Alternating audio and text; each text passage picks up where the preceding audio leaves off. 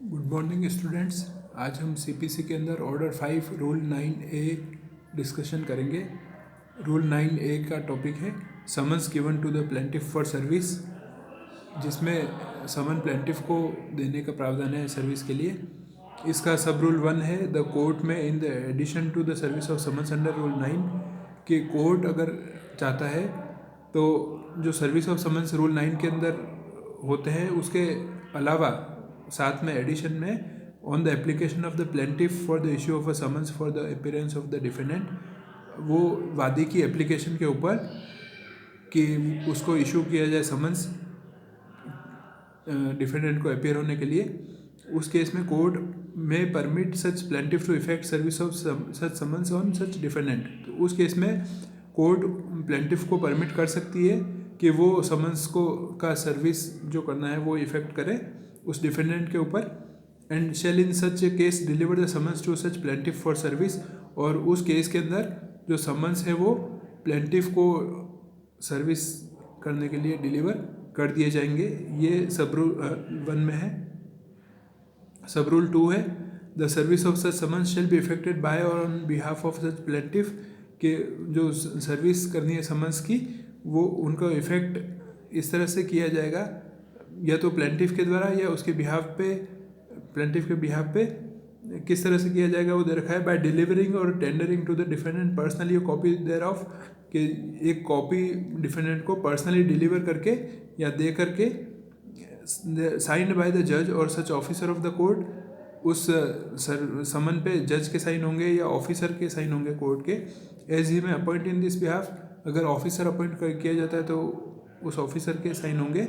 And sealed with the seal of the court, और उस पर कोर्ट की सील लगेगी। और by such mode of service as is refer to in sub rule 3 of rule 9, या जो मोड सब रूल 3 में दे रखे हैं रूल 9 के उसके अकॉर्डिंग सर्विस की जाएगी, जिसमें रजिस्टर्ड आईडी का भी प्रावधान था, या कुरियर सर्विसेज अगर कोर्ट ने लिस्ट दे रखी है तो उसके हिसाब से भी सर्विस का प्रावधान था। तो उस तरह से ये की जा सकती है। रूल सब रूल 3 है इसका the provisions of rule 16 and 18 shall apply to a summons personally served under this rule, के जो रूल 16 है और 18 है इस ऑर्डर 5 का, वो अगर समन्स पर्सनली सर्व किए जाते हैं इस रूल के तहत तो भी अप्लाई होंगे as if the person effecting service were a serving officer. उसी तरह से जैसे कि जो पर्सन सर्विस करवा रहा है वो सर्विंग ऑफिसर है, और उसी तरह से ये रूल 16 और 18 अप्लाई होंगे, जिसमें टाइम डेट का प्रोविज़न है कि आपने कब से साइन लेने का प्रोविज़न है। सब रूल 4 है इसका if such summons when tendered is refused, कि जब ये समन्स दिए जाते हैं और उस व्यक्ति द्वारा मना किया जाता है।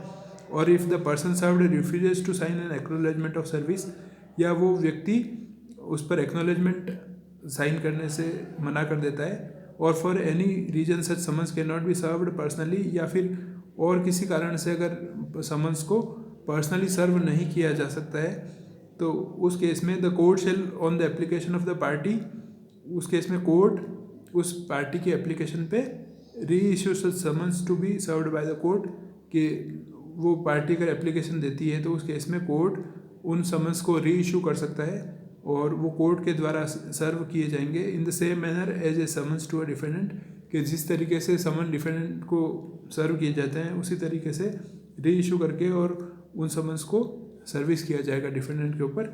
ये रूल 9A है। नेक्स्ट रूल 10 है mode of service. Service of the summons shall be made by delivering or tendering और कॉपी देयर ऑफ, कि सर्विस किस तरह से की जाएगी समन्स की, कि वो जो समन की कॉपी है वो डिलीवर करके या उसकी कॉपी को दे करके जिस पर साइन होंगे जज के या ऑफिसर के जो इस काम के लिए अपॉइंट किया गया हो, और उसके ऊपर सील रहेगी कोर्ट की, ताकि ऑथेंटिकेशन हो जाएगा कि ये उस कोर्ट ने इशू किया है जो जिस कोर्ट की सील है, और उस पर साइन भी रहेंगे।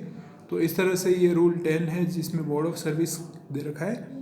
नेक्स्ट रूल 11 है सर्विस ऑन सेवरल डिफेंडेंट्स, कि अगर एक से ज़्यादा डिफेंडेंट पे सर्विस करनी होगी तो क्या होगा, ये इसमें दे रखा है। सेव एज अदरवाइज प्रेस्क्राइब्ड, कि अगर अलग मेंशन नहीं कर रखा है, प्रेस्क्राइब नहीं कर रखा है, तो उस केस में where there are more defendants than one, कि जब एक से ज़्यादा डिफरेंट है, service of the summons shall be made on each defendant, कि उस केस में समन्स की सर्विस प्रत्येक डिफरेंट के ऊपर की जाएगी। ये रूल 11 दे रखा है। अब इससे आगे हम नेक्स्ट क्लास में लेंगे। Thank you very much.